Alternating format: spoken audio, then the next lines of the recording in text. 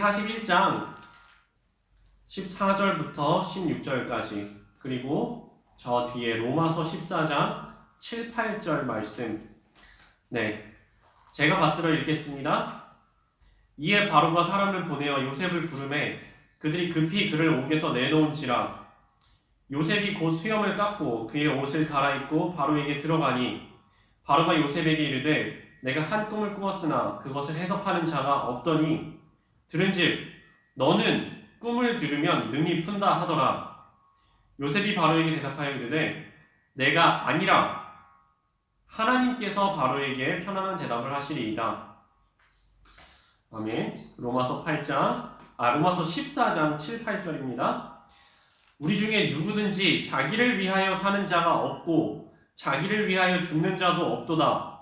우리가 살아도 주를 위하여 살고 죽어도 주를 위하여 죽나니 그러므로 사나 죽으나 우리가 주의 것이로다. 아멘.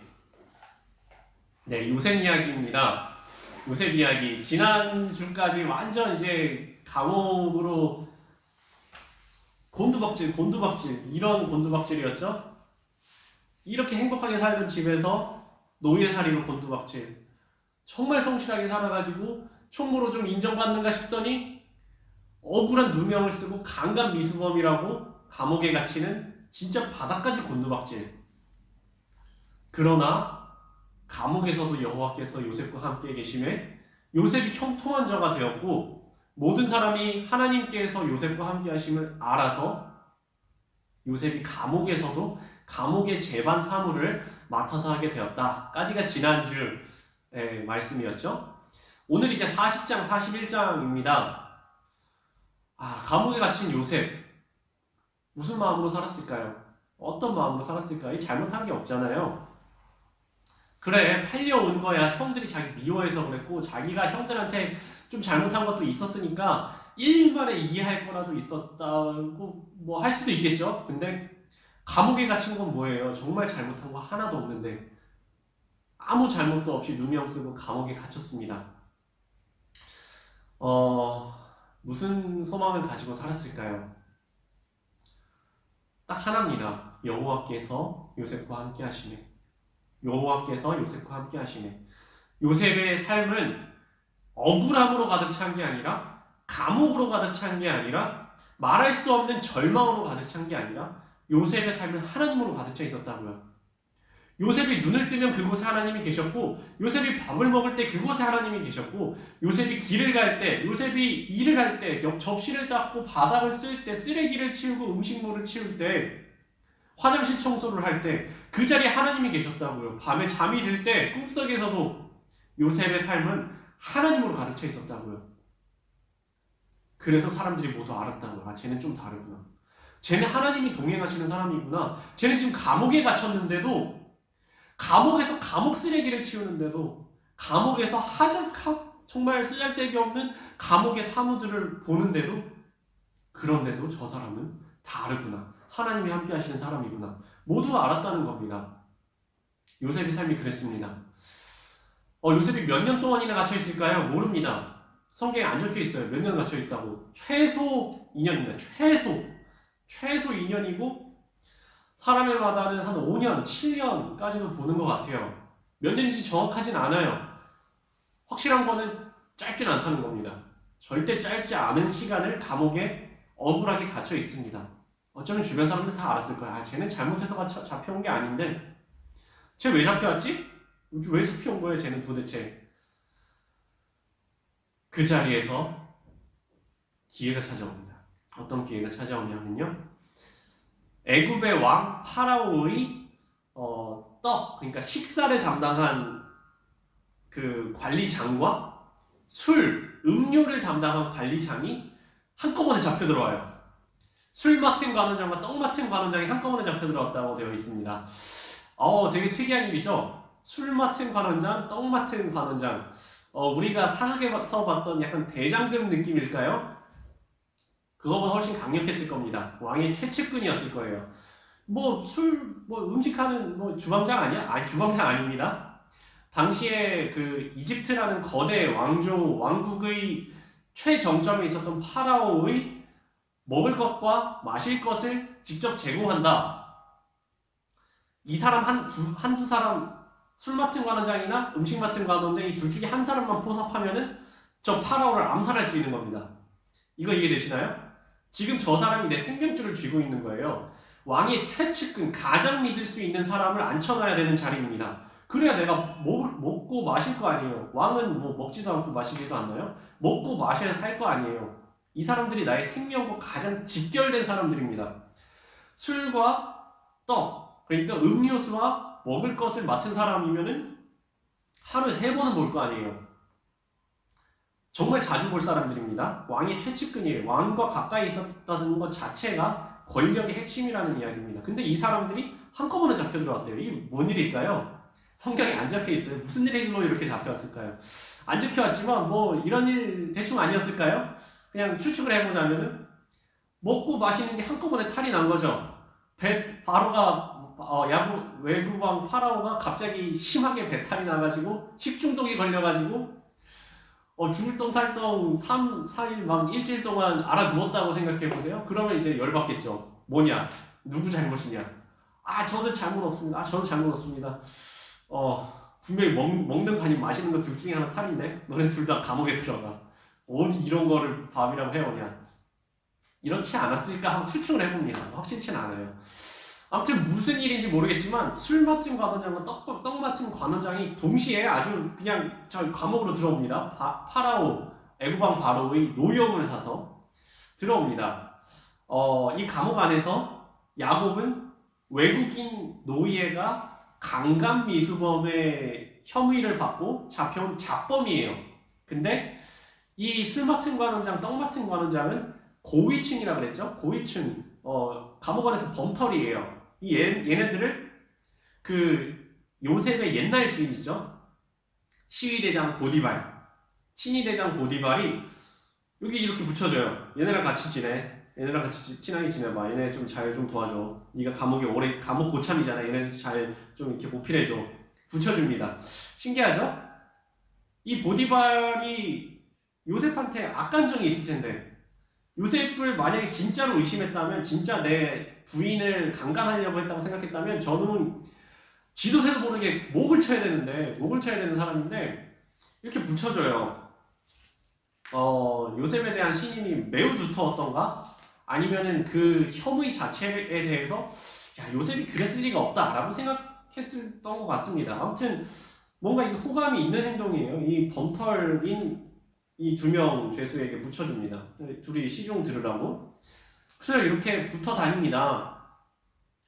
최고위층에 있었던 이 2명, 술 맡은 관원장, 떡 맡은 관원장과 요셉이 같이 붙어 다녀요. 같이 계속 시중을 들어줍니다. 계속 같이 붙어 다니면 친해졌어요. 어느 날입니다. 이 두 사람의 안색이 되게 안 좋아요. 꿈을 꿨다고 합니다.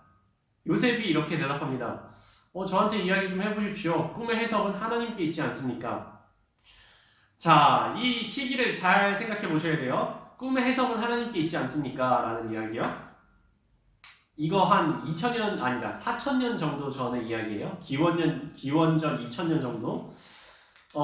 성경책 있었을까요? 없었습니다. 성경 없었고요. 신약은 당연히 없고 구약 성경도 아직 쓰여지기 전입니다.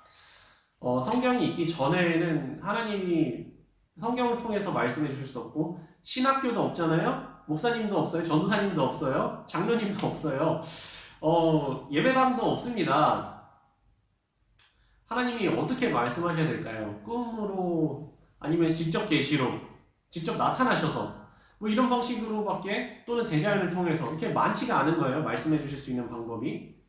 그래서 이렇게 꿈을 통해서도 말씀을 하셨을 때가 있습니다.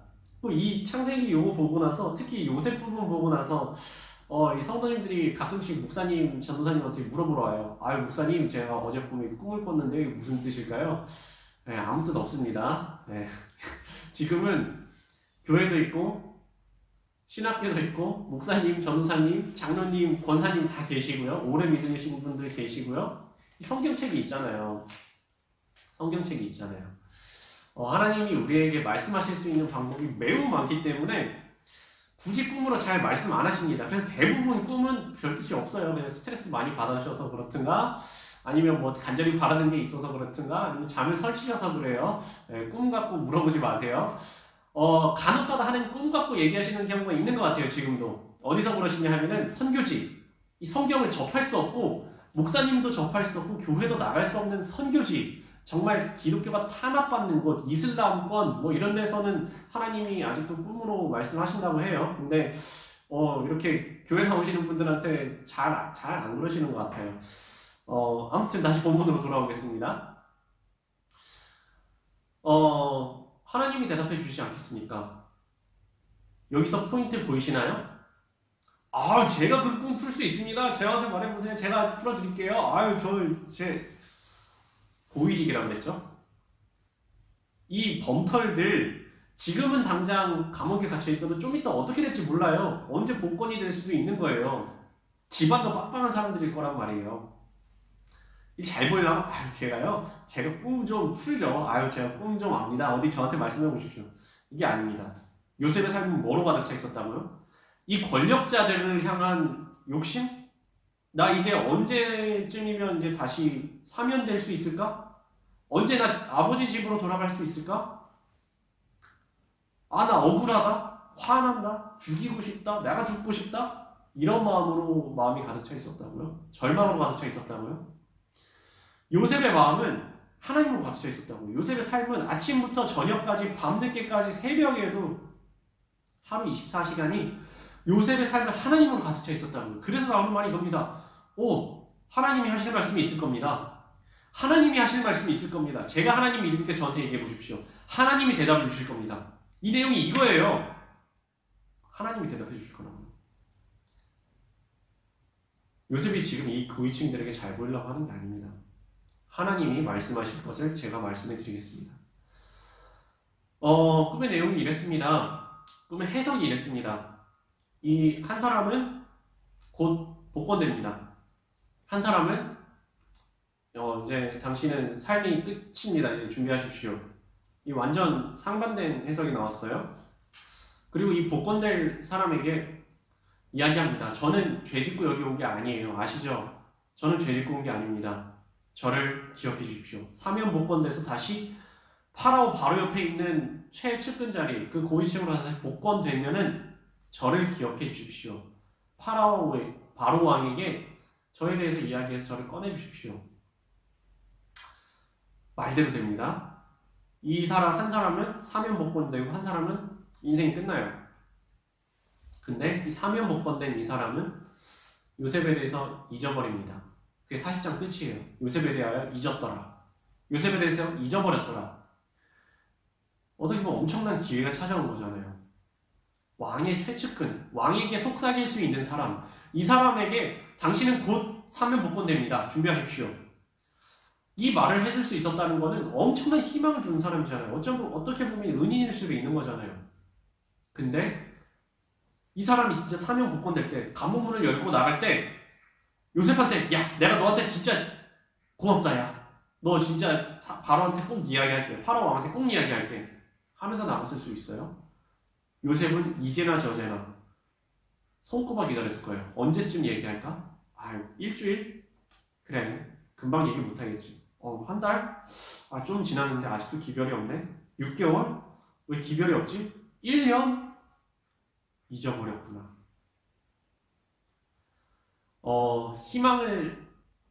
헛된 희망을 차라리 안 품으면, 기대를 안 하면 괜찮은데요. 기대를 했는데 좌절되면은 되게 마음 아프죠? 요셉도 마음 아팠을 겁니다.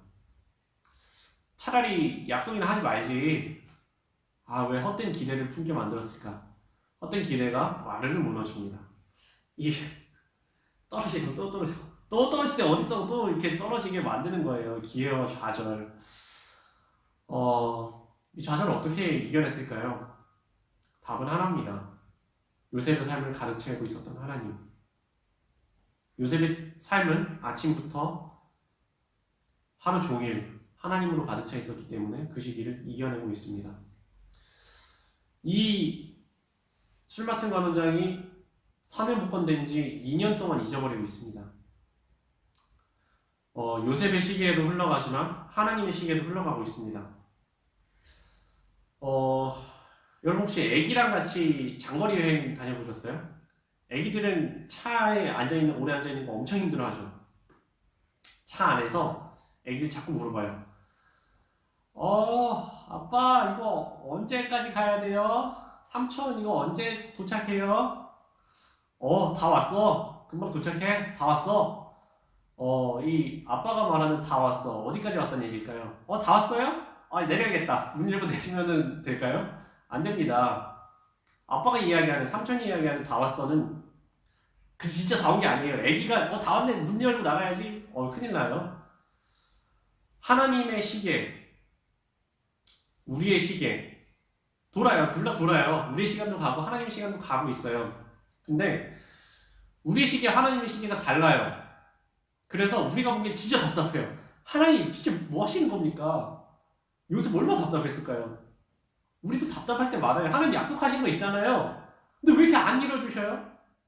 하나님의 시계가 아직 안 된 거예요. 하나님한테 하나님 언제 해주실 거예요?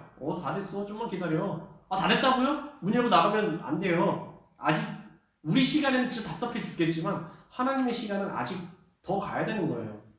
하나님이 이제 이제 진짜 다 왔다. 주차장에 들어가가지고 시동 끄고 열쇠 뽑아야지 그때 이제 문 열고 내릴 수 있는 거란 말이에요.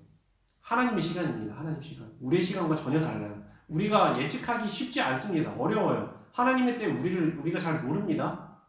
그래서 우리에게 필요한 것은 인내예요. 인내, 기다리는 거. 참고 기다리는 거. 하나님의 시간이 될 때까지, 하나님께서 시동 끄고 열쇠 뽑을 때까지, 하나님이 차문 열어줄 때까지 기다리는 거. 요셉은 기다렸습니다. 하나님의 시간이 될 때까지. 하나님의 시간이 됩니다. 어떤 시간이냐 하면 또 꿈입니다. 네, 애굽왕, 이집트왕 파라오가 꿈을 꿉니다. 네, 꿈을 풀어줄 사람이 없는 거예요. 답답합니다. 답답합니다. 주변에 똑똑한 사람 많았거든요. 다 물어보면 다 모르겠대요. 아무도 모르겠대요. 이집트왕 파라오 또 열받습니다. 자, 열받으면 어떻게 되는지 알죠? 이집트왕 파라오가 열을 받으면 그대로 감옥행이에요. 다 감옥에 보낼 수 있는 거예요. 자, 다들 이제 눈치 보고 살살 보고 있는데, 눈치 보고 있는 그 사이에서 같이 눈치 보다가 퍼뜩 생각난 사람이 한 명 있죠? 생각나야 될 사람이 있죠? 술 맡은 관원장. 지난번에 까먹었던 요셉. 조심스럽게 가서 얘기합니다. 저 임금님, 애국왕 파라오시여, 제가 까먹었던 게 있습니다. 제가 감옥에 갇혔을 때 그 요셉이라는 애가 있는데 히브리 노예인데 얘가 꿈을 기가 막히게 풉니다. 당장 데리고 와라. 그걸 왜 이제 이야기하냐고. 자, 하나님의 시간이 됐습니다. 감옥문이 열립니다. 지금 몇 년 지났는지 몰라요. 어쩌면 요셉도 까먹었을 수도 있어요. 몇 년 지났는지. 엄청나게 많은 시간이 지났습니다. 요셉이 나옵니다. 정말 오랜만에 햇빛을 봤을 수도 있어요. 옷을 싹 갈아입고 이집트 왕 파라오 앞에 섭니다. 자, 이거 어떤 느낌일까요? 이집트 왕 파라오.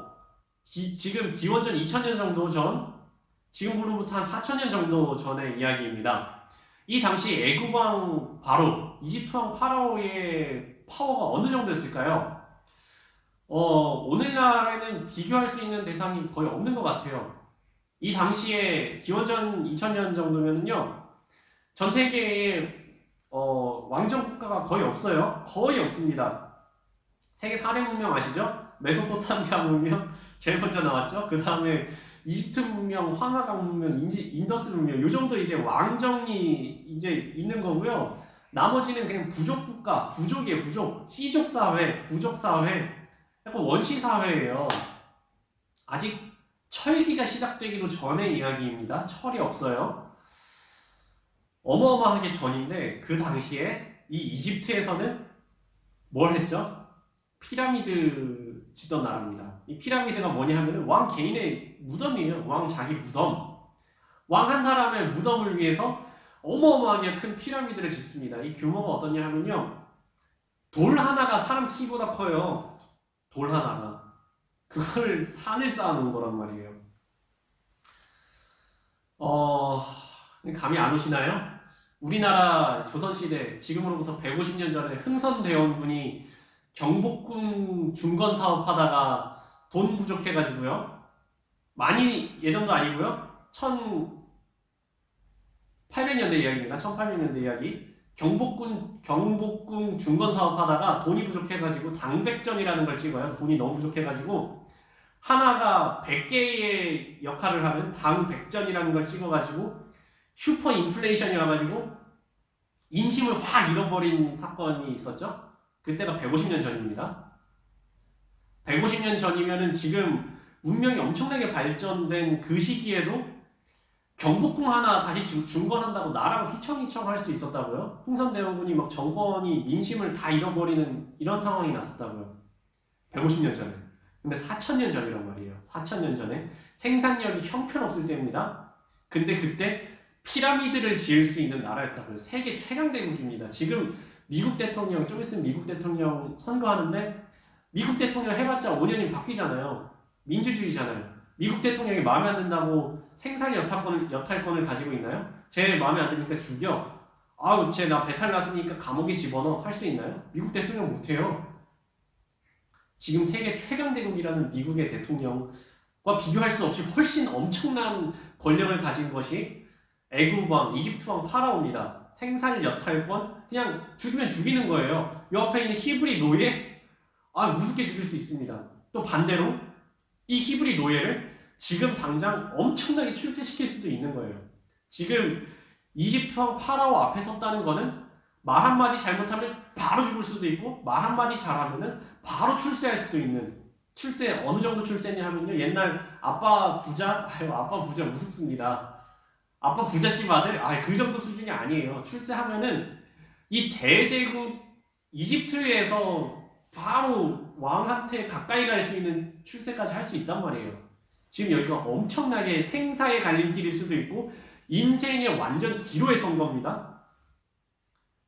우리 같으면 어땠을까요? 저 같으면 바들바들 떨었을 것 같아요. 진짜 바들바들 떨었을 것 같은데 그 앞에서 어떻게든 한마디라도 잘해서 잘 보이려고. 혹시 잘못 보여가지고 밉보여서 나 어떻게 큰일 나지 않을까 바들바들 떨면서 혹시 잘 보이면은 나한테 뭐라도 떨어지지 않을까 정말 어떻게라든지 잘 이야기해 보려고 했을 것 같아요. 저 같으면은. 근데 자, 오늘 요셉이 어떻게 했는지 보십시다. 애국왕 파라오는 엄청나게 높은 자리에 당연히 앉아있었겠죠. 엄청나게 좋은 의자에 이렇게 딱 거만하게 앉아가지고 야, 내가 이런 꿈을 꿨어. 너가 그렇게 너 이름이 뭐라고? 요셉. 그래, 요셉. 너가 그렇게 꿈을 잘 푼다면서 라고 이야기하는 거예요. 너가 꿈을 그렇게 잘 푼다면서. 근데 요셉의 첫 마디가 뭔지 아닙니까? 뭔지 아세요? 요셉의 첫 마디가 이겁니다. 아닌데요? 요셉의 첫 마디가 이거예요. 아닌데요? 지금 아닌데요 하는 순간 이 왕궁이 얼어붙었을 겁니다. 큰일 났다. 이집트 왕 파라오 앞에서 저 히브리 노예도 아니고 저 죄수였던 놈이 아닌데요? 너가 그렇게 꿈을 잘 푼다면서 아닌데요? 아닌데요? 다음에 말이 이겁니다. 제가 꿈을 잘 푸는 게 아닙니다. 애국 왕 파라오시여, 당신의 꿈은 하나님께서 풀어주실 겁니다. 하나님께서 말씀하실 겁니다. 당신에게 하나님께서 말씀하실 것이 있어서 그 꿈을 풀어주신 겁니다. 하나님께서 말씀하실 겁니다. 하나님께서라는 이야기가 오늘 다 읽지 못했는 41장에 계속해서 반복해서 나옵니다. 내가 아니라 하나님이 대답해 주십니다. 지금부터 제가 하나님의 말씀을 들려드리겠습니다. 당신이 꾸신 꿈은 이겁니다. 7년 동안은 풍년이 들 거고요. 엄청나게 큰 풍년이 들 건데요. 그때 풍년 들었다고 막 쓰지 말고 다 모아두십시오. 그리고 그 다음에 7년 동안 엄청나게 큰 흉년이 듭니다. 그때 풍년 동안에 창고에 쌓아놨던 그거를 다 풀어서 나눠주십시오. 이 내용입니다. 하나님께서 이야기하신 겁니다. 이 파워당당한 뭡니까? 지금 당장 죽을 수도 있는 이 판에, 아부를 해도 아쉬울 판에 아닌데요? 제가 대답할 게 아니고요. 하나님께서 대답해 주십니다. 하나님의 말씀은 이렇습니다. 라고 이집트 왕 파라오 앞에서 이야기할 수 있는 이 파워당당한 뭡니까 이거? 저는 이 말씀을 보면서 이런 생각을 했어요. 군대 가면은 처음에 딱 들어가서 2등병 작대기 하나 들고 들어가면은 이 작대기 4개, 3개 달고 다니는 사람들이 있어요. 병장, 상병들, 얘네들 앞에서 이등병이 가가지고 이러는 거예요. 이거 아닌데요? 저 이렇게 갑니다. 이런 상황인 거예요, 지금. 병장이 물어보죠. 야, 너 어디 가냐? 지금 여기 너 삽질해야 돼. 삽질해야지. 너 낙엽 쓸어야지. 눈 쓸어야지. 뭐 하냐? 어디 가냐? 이등병이 이래요. 저 대대장님이 부르셔서 갑니다. 얼른 가. 이 병장이 엄청 대단한 사람이에요. 군대 가면은. 근데 이 병장이 대대장님 앞에 가면은 이게 대대장 그겁니다. 그 대대장님 앞에 가면은 깨갱이란 말이에요. 병장이 어디 대대장한테 뭐라 하겠습니까? 대대장님이 부르신다는데. 이등병이 병장 앞에서 파워 당당할 수 있는 거는요, 대대장님이 불러섭니다. 이 요셉이 이집트 왕 파라오 그 엄청난 권력자 앞에 파워 당당할 수 있는 까닭은 이 바로 왕, 이집트 바로 왕 뒤에 요셉은 하나님이 보이는 거예요. 지금 요셉의 눈을 가르치고 있는 거는 이 어마어마한 권세를 자랑하고 있는 화려한 왕궁 안에 제일 높은 자리에 있는 저 바로 왕이 아니라 그 너머에 계신 이 모든 자리를 꽉 채우고 계신 저 이집트 왕 바로보다 훨씬 높으신 훨씬 권세 있으신 하나님으로 꽉 차 있는 거예요. 그래서 두렵지 않은 겁니다. 그래서 두렵지 않은 겁니다. 밑바닥으로 떨어져도 그리고 엄청나게 높이 올라갈 수 있는 기회가 왔어도 기회 앞에 이 당근 앞에 굽신거리지 않고 아부하지 않고 비굴하지 않고 그리고 채찍 앞에 당당할 수 있고 두려워하지 않을 수 있는 이유는 그 모든 것보다 훨씬 크신 하나님으로 내 마음이 가득 차 있을 때, 내 눈이 가득 차 있을 때, 내 세상이 하나님으로 가득 차 있을 때만 가능한 겁니다. 우리는 왜 이렇게 못하죠? 저는 왜 그렇게 못하나요? 요셉은 가능한데 왜 우리는 그렇게 못 사나요? 왜 우리는 정말 자그마한 것 하나에 벌벌 떨고 조금 권세 있는 사람 앞에서는 되게 비굴해지고 두려워하고 조금 일 잘못될까봐 무서워하고 조금 내가 어떻게 하면 화나고 왜 그런가요? 조금 일이 어그러지면 마음이 그냥 무너지고 왜 그런가요? 왜 우리 이렇게 비겁하고 잘 무너지고 자꾸 넘어지나요? 요셉은 안 그랬는데 이 차이점 뭡니까? 한 가지예요. 우리들의 삶이, 우리들의 마음이, 우리들의 심령이 하나님으로 가득 차 있냐 아니면 딴 걸로 가득 차 있냐입니다. 오늘 이 말씀 제가 할까 말까 조금 고민했습니다. 이거는 시대 정신과 완전 배치되는 거라서 그래요. 오늘날 시대 정신은 이렇습니다. 너의 인생의 주인은 너야. 내 인생의 주인은 나야. 세상의 중심은 나야. 세상의 중심에 내가 있다고. 내가 주인공이라고. 내가 인생의 주인이라고. 내가 앞길을 뚫고 나간다고. 그게 시대 정신이에요. 네가 주인공이야. 너 왜 참아? 너 사고 싶은 게 있으면 얼른 사. 성취하고 싶은 게 있으면 얼른 성취하고 붙잡고 싶은 거 있으면 붙잡고 버릴 거 있으면 가차없이 버려. 네가 왜 희생을 해? 딴 사람이 희생해야지. 네가 왜 희생을 해? 이게 시대 정신이란 말이에요. 심지어 교회에서도 그런 비슷한 이야기를 하더라고요. 아닙니다. 기독교의 정신은 전혀 반대예요. 세상의 중심이 나라고요? 아닙니다. 인생의 중심이 나라고요? 인생의 주인공이 나라고요? 그렇지 않습니다. 인생의 중심에는 그리스도인의 중심에는 하나님이 꽉 차 계신 겁니다. 그리스도인의 눈에 보이는 것은 나 자신, 내가 손해보고 내가 힘들고 내가 얻어낼 거, 내가 성취할 거 이것들로 가득 차 있는 게 아니라 그리스도인의 중심에는 하나님이 가득 차 계셔야 된다고요. 그리스도인의 삶의 중심 되고 그리스도인의 삶의 주인공 되시고 주님 되신 것 그분이 하나님이시라고요. 그게 그리스도인의 정체성이라고요. 그게 애국왕 바로 앞에서도 주눅들지 않을 수 있었던 파워 당당할 수 있었던 요셉의 비결이었다고요. 근데 저는 왜 일주일을 그렇게 살지 못했을까요? 하나님으로 가득 차 있는 일주일을 못 보낸 거죠. 여러분은 왜 못 보냈을까요? 하나님으로 가득 차 있는 일주일을 못 보낸 겁니다. 오늘 말씀 어려운 말씀이죠? 오늘 말씀 어려운 말씀입니다. 사실 이번 지난 한 주간 저도 이렇게 많이 이렇게 또 했어요. 계속 저의 마음을 이렇게 짓누르는 게 있습니다. 지금도 막 해결된 건 아니에요. 계속 마음을 짓누르는 것들이 있습니다. 계속 점점 커지는 것 같아요. 있어요. 저는 왜 파워 당당하지 못하나요? 그 상황이 커 보이는 거예요. 저한테. 상황이 커 보이는 거예요. 제 생각이 커 보이고, 제 계획이 커 보이고, 제가 잃어버릴 것들이 커 보이고, 제가 얻을 것들이 커 보이는 거예요. 제 당근과 제 채찍이 너무 커 보이는 거예요. 하나님이 안 보이는 거예요. 그래서 화가 나고, 작은 일에도 걸핏하면 화가 나고, 작은 일에 일비하는 겁니다. 작은 일에도 슬프고, 작은 일에도 열받고, 작은 일에 슬프고, 작은 일에 좌절하고, 작은 일에 절망하고, 별것도 아닌 것에 고개 숙이고 두려워하고. 하나님이 작아 보여서 그래요. 조그만 거 크게 보고 큰 하나님을 너무 조그맣게 봐서 그렇습니다. 오늘 아까 처음에 찬양했던 찬양의 가사가 이렇습니다. 이제 내가 살아도 주 위에 살고 이제 내가 죽어도 주 위에 죽네. 아까 읽었던 우리 로마서 8장의 말씀, 로마서 14장의 말씀 그대로죠.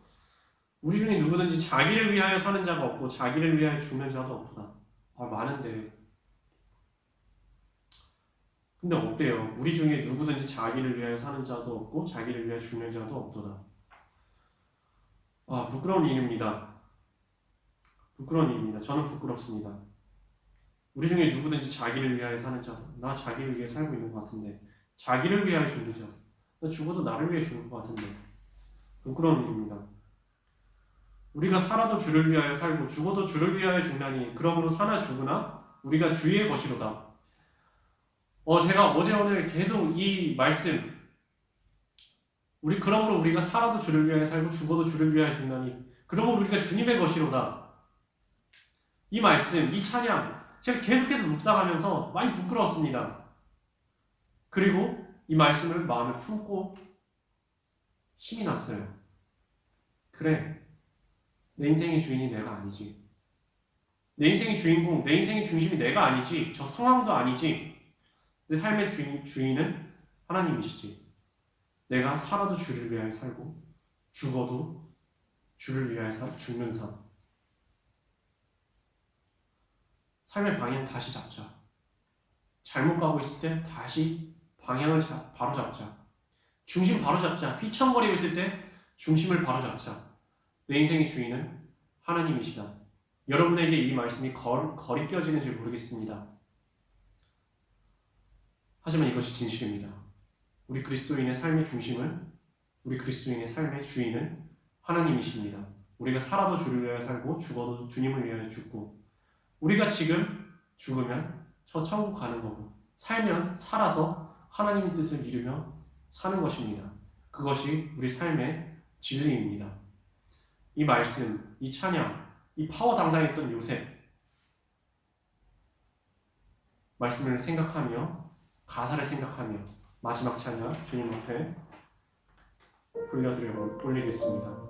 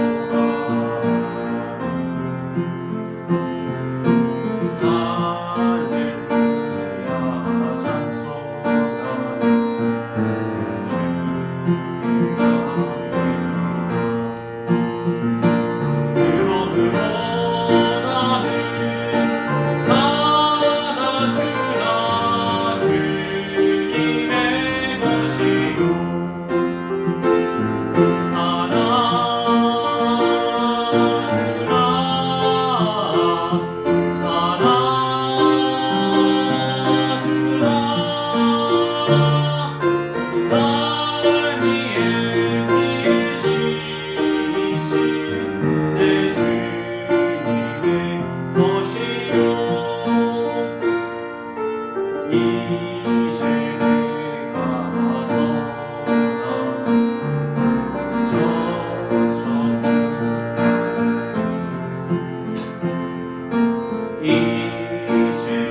떠나고 이제 내가 있어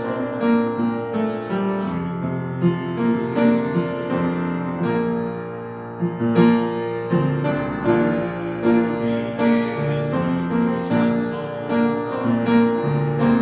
나를 가리네 천군 천사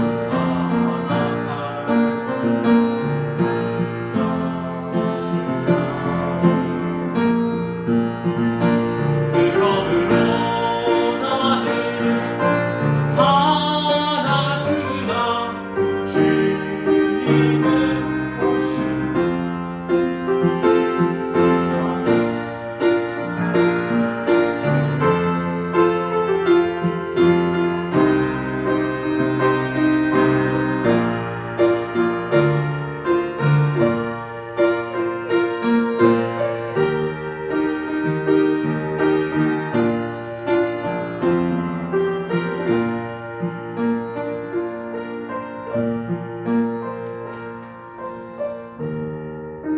하나님,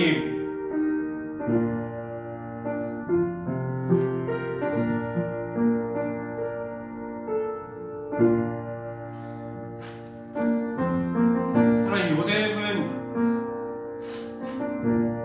감옥에 갇혔어도 죽을 위기에 처했어도 그리고 반대로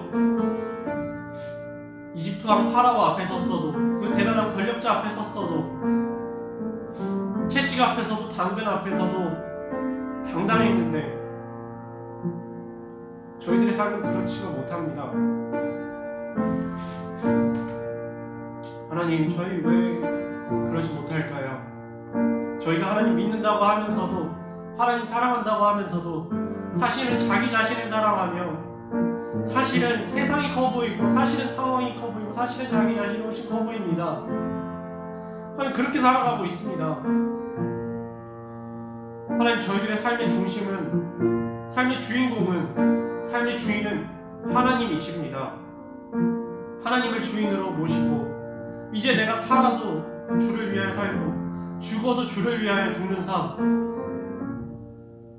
내가 죽으면 저 천국 가고 살아있으면 주를 위해서 이 자리에 있는 것, 내가 일을 하는 것도 주님을 위하여서 일하는 것, 내가 숨 쉬는 것도 주님의 것인 것, 그런 인생 되기 원합니다. 주눅들지 않는 삶, 일희일비하지 않는 삶, 당당할 수 있는 삶, 죽음 앞에서도 당당할 수 있는 삶, 큰 기회 앞에서도 굽신거리지 않고 비굴하지 않을 수 있는 삶, 그런 삶 우리 살기 원합니다. 그런 인생 되기 원합니다. 참 그리스도인으로 주님을 마음에 품고 살아가는, 진짜 주님 사랑하는, 주님 모시고 살아가는 그런 인생 되기 원합니다. 주님, 저희들의 삶을 붙들어 주시옵소서.